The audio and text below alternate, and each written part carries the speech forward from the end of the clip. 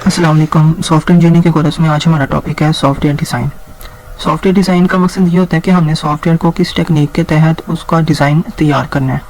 तो इसमें दो हमारे पास टेक्निक्स आती हैं, एक टॉप डाउन टेक्निक का डिज़ाइन होता है और एक बॉटम अप डिज़ाइन होता है। तो इसके बारे में हम डिस्कस करते हैं। सॉफ्टवेयर जो होता है डिज़ाइन, वो हमारे पास एक प्रोसेस होता है जिसमें हम सॉफ्टवेयर का जो स्ट्रक्चर होता है और उसका जो आर्किटेक्चर होता है हम उसको प्लान करते हैं।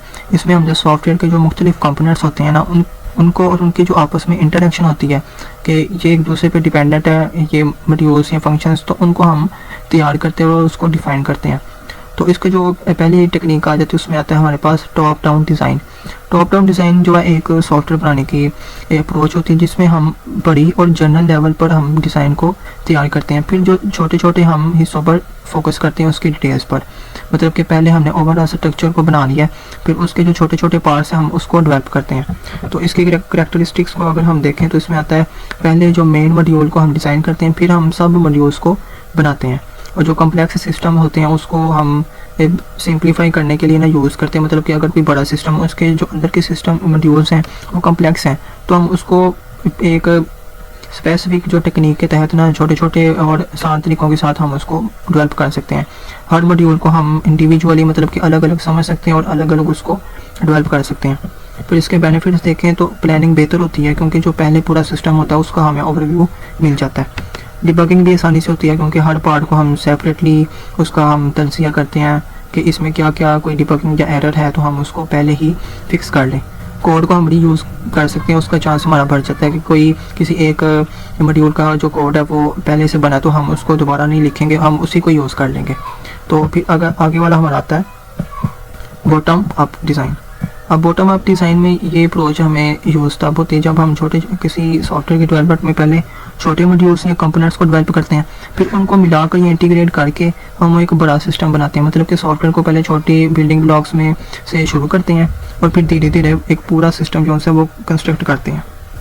इसकी कैरेक्टरिस्टिक में आ जाता है कि पहले हम छोटी फंक्शनैलिटीज़ को बनाते हैं, फिर हम उनको इंटीग्रेट करते हैं एक ये, और हर जो मॉड्यूल है वो इंडिपेंडेंट होता है और आसानी से टेस्ट हो सकता है।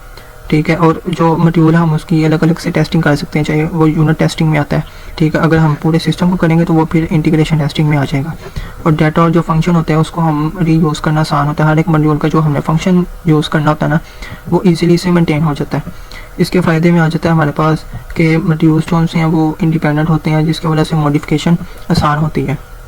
ठीक है, और जो हमारे पास टेस्टिंग है वो आसानी से होती है क्योंकि छोटे पार्ट्स पहले से डेवलप होते हैं और स्केलेबिलिटी जो है वो बेहतर होती है क्योंकि नए कंपोनेंट्स आसानी से ऐड हो सकते हैं। तो ये हमारी सारी कहानी है इसके बारे में, सॉफ्टवेयर डिज़ाइन के बारे में। इससे आगे हम इसके जो फर्दर पॉइंट्स हैं हमारे सिलेबस के अकॉर्डिंग हम उसको डिस्कस करेंगे। अब सॉफ्टवेयर डिज़ाइन में हमारा आगे आ जाता है डाटा डिज़ाइन। अब डाटा डिज़ाइन में हम ये देखते हैं कि हमने डाटा की जो स्ट्रक्चर है, उसकी जो स्टोरेज और उसकी जो मैनेजमेंट है ना, हम उसके रिलेटेड उसको डिज़ाइन करते हैं कि हमारे सिस्टम के अंदर कौन कौन सा जो मॉड्यूल है वो किस तरह एक दूसरे के साथ इंटरलिंक है, वो डाटा कैसे एक दूसरे को ट्रांसफ़र कर रहा है, उससे ले रहा है। ये सारी चीज़ें इसके अंदर आती हैं। इसमें हम बताते हैं कि डाटा को हमने कैसे मॉडल करना है इस डाटा डिज़ाइनिंग के अंदर, और डाटा को हमने कैसे ऑर्गेनाइज़ करना है, उसकी जो एंटिटीज़ है उसके दरमियान जो रिलेशनशिप है हमने उसको कैसे इस्टेब्लिश करना है। तो मिसाल के तौर पर जैसे ये नीचे बना हुआ है, इसके अंदर हमने रिक्वायरमेंट्स को पहले एनालिसिस किया। ठीक है, फिर उसकी हमने प्लानिंग की है और जो सिस्टम की डेफिनेशन है वो बयान की है, और इसका जो रिलेशन है वो डाटाबेस की डिज़ाइनिंग के साथ है। और ये लॉजिकल है, लॉजिकल में ये कि डाटा को किस तरह हमने डिज़ाइन करना है डाटाबेस को। फिजिकल मॉडल जो जिस तरह वो एक मतलब कि वो हार्ड डिस्क है वो इसकी फिजिकल मॉडलिंग में आ जाएगा। फिर उसकी जो इम्प्लीमेंटेशन करनी है हमने वो करने का डाटा को हमने कैसे कन्वर्ट करना है, उसकी कन्वर्सेशन कैसे होगी, उसके हमने फिर उसमें रीड राइट करना है, उसमें कोई चेंजिंग करनी है वो, तो इसकी जब टेस्टिंग होगी तो हमने उसको डाटा में कैसी टेस्टिंग लेके आनी है। ये सारी हमने डाटा डिज़ाइन का एक स्ट्रक्चर देखा। तो इसका की पॉइंट्स में आ जाता है कि डाटा की मॉडलिंग जैसे एंटिटी रिलेशनशिप डायग्राम्स होती हैं उसका इस्तेमाल करके हम डाटा की जो एंटिटीज़ होती हैं उसकी जो खसूसियात और रिलेशनशिप होते हैं हम उसको बयान करते हैं। और डाटाबेस का जो डिज़ाइन होता है उसको हम देखते हैं कि डाटाबेस का हम स्ट्रक्चर बनाते हैं कि डाटाबेस में उसका जो स्कीमा होता है, आर्किटेक्चर होता है, उसमें जो टेबल्स होते हैं, कॉलम्स होते हैं और डाटा टाइप्स और जो कीज़ होती हैं उसका जो रिलेशन होता है एक दूसरे के साथ एंटिटीज़ का, हम उसको शामिल करते हैं। फिर नॉर्मलाइजेशन होता है। नॉर्मलाइजेशन ये होता है कि हमने जो डाटाबेस के अलग अलग टेबल्स हैं ना उसको हमने इस तरह का डिज़ाइन करना है कि उनमें जो डाटा वो सेम तरह से दोबारा से रिपीट ना हो, रिडेंडेंसी ना आए। तो ये काफ़ी एक समझने वाला डीप टॉपिक होता है जो कि DBMS के कोर्स में IT के स्टूडेंट्स पढ़ते हैं और कंप्यूटर साइंस के स्टूडेंट्स भी पढ़ते हैं। तो इसके बारे में भी आप जानेंगे। और डाटा की इंटीग्रिटी होती है कि डाटा का जो डेटाबेस के जो कंस्ट्रेंट्स और उसकी जो कंडीशंस होती हैं ना, उसके रूल को डिफाइन किया जाता है कि डाटा उसमें एक्यूरेट हो और मेंटेन रहे। और मिसाल के तौर पर अगर हम कोई एक एग्जांपल लेते हैं यहाँ पे हॉस्पिटल मैनेजमेंट की, इसमें हम देखते हैं कि हमारे पास हॉस्पिटल मैनेजमेंट में मुख्तलिफ जो सी एंटिटीज़ हैं, जैसे उसके अंदर हमारे पास पेशेंट है, डॉक्टर है, फिर उसकी जो अपॉइंटमेंट है और जो हमारी मेडिकेशन है वो आ जाती है। फिर पेशेंट का ना हमारा उसका पेशेंट की ID, ठीक है, उसका नाम, उसकी डेट ऑफ बर्थ, एड्रेस और उसका कॉन्टैक्ट इन्फो जो सी वो आ जाती है। फिर डॉक्टर की इसी तरह डिटेल्स आ जाती हैं, उसकी ID, नाम, उसकी स्पेशलाइजेशन किस में, उसका डिपार्टमेंट कौन सा, कार्डियोलॉजिस्ट है या वो साइकोलॉजिस्ट है या जनरल फिजिशियन है, वो किस में आता है। फिर इनके दरमियान जो रिलेशनशिप होता है हमने उसको बताना होता है कि जो पेशेंट है और डॉक्टर के दरमियान जो अपॉइंटमेंट का रिलेशनशिप होगा, और अपॉइंटमेंट की एंटिटी में हमारे पास अपॉइंटमेंट की ID होती है, उसका डेट होता है, उसकी टाइम होती है, तो हमने उसके रीज़न को एट्रीब्यूट बताने होते हैं। और इसके अंदर हमारे पास नॉर्मलाइजेशन में अगर देखा जाए कि डाटा जो सा वो रिडंडेंसी में हमारे पास नहीं होना चाहिए, जो डाटा हमारे पास दोबारा रिपीट ना हो, एक ही चीज़ जो सी है वो दूसरे के साथ डायरेक्ट इंटरलिंक करें, किसी एक के साथ दो चीज़ें इंटरलिंक ना कर सकें। अगर मैं आपको इसकी डाटा डायग्राम बना के दिखाई तो आप इस तरह की होगी। मिसाल के तौर पर यहाँ पर ये एक पेशेंट के मुतालिक है, उसके अंदर हम ऐड करते हैं पेशेंट की डिटेल, ठीक है, ये पेशेंट है, पेशेंट की डिटेल आ जाएगी, इसके अंदर पेशेंट का नाम, पेशेंट की ID, ठीक है, सारी इन्फो। अब उसने क्या करना है, उसने उसका जो है रिलेशन है उसका किसके साथ, अपनी उसकी जो सारी डिटेल है, मिसाल के तौर पर उसका जो कॉन्टैक्ट आ जाता है, हम उसको ऐसा रिलेशन बना सकते हैं, नहीं तो हम उसके अंदर भी लिख सकते हैं। इसका रिलेशन आ जाता है हमारे पास कि ये है ऐसा है, मतलब कि इसके पास है चीज़ है ये, ठीक है, ये पेशेंट की है, नाम है और ये पेशेंट का डिटेल है, ठीक है। अब इसके बाद हमारे पास जो आ जाती हैं उसकी अपॉइंटमेंट में हमारे पास जो पेशेंट है उसकी अपॉइंटमेंट है, उसका जो एक रिलेशन बना है इसके साथ, ठीक है, अपॉइंटमेंट के साथ, इसमें अपॉइंटमेंट की सारी डिटेल है, ये आ जाता है। और अपॉइंटमेंट के अंदर भी हमारे पास ये सारी जो इसकी डिटेल आ जाती हैं कि इसके ये टाइम था, ये इसका डे था या डेट थी, तो ये सारी अपॉइंटमेंट की डिटेल आ जाती है, ठीक है, इसी तरह।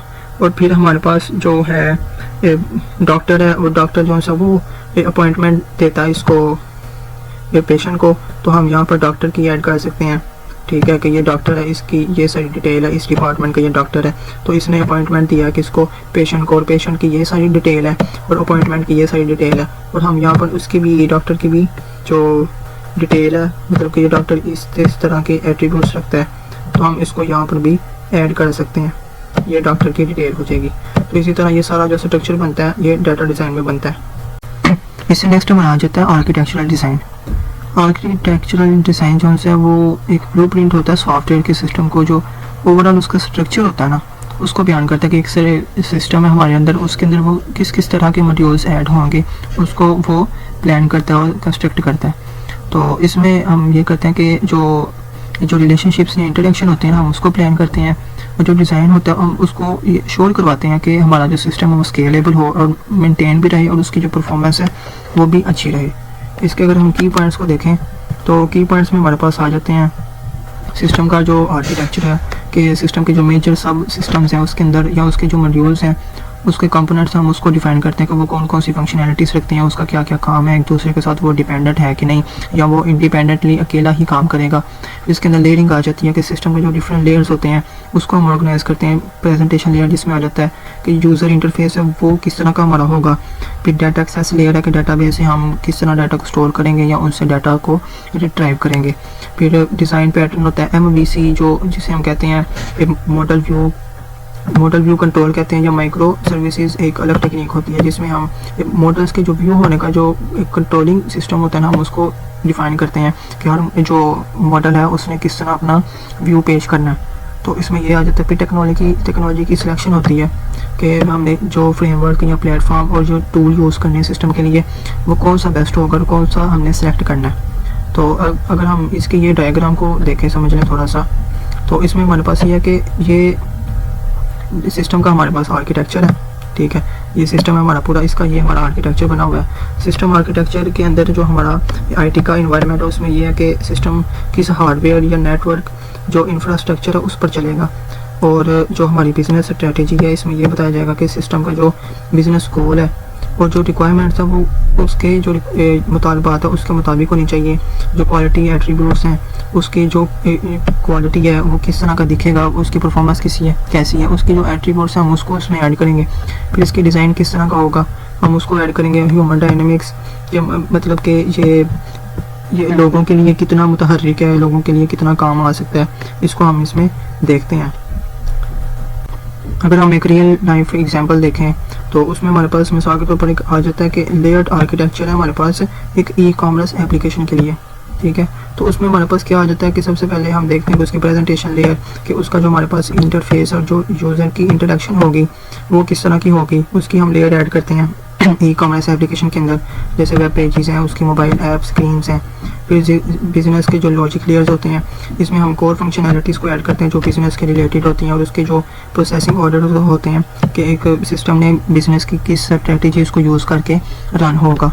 और फिर जो हमारे पास डाटा एक्सेस लेयर आ जाता है कि जो हमने अपने डाटाबेस को इंटरेक्शन करनी होती है, जिससे हमने डाटा को स्टोर करना है या उससे लेना है, रीड राइट करना है, जिसे हम कहते हैं क्रिएट। जैसे उसमें डाटा हमने क्रिएट किया, फिर उसको हमने रीड भी किया या अपडेट किया उसके अंदर कोई, फिर उसको हमने डिलीट किया।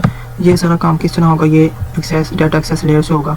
फिर डाटाबेस लेयर में ये होगा कि हमने एक्चुअल जो हमारी डाटाबेस है उसको हमने कहाँ पर डाटा को हमने स्टोर करना है, कौन सा हमने प्लेटफॉर्म यूज़ करना है। मिसाल के तौर पर ज़्यादातर यूज़ होता है MySQL, फिर मोंगो डाटाबेस भी यूज़ होता है।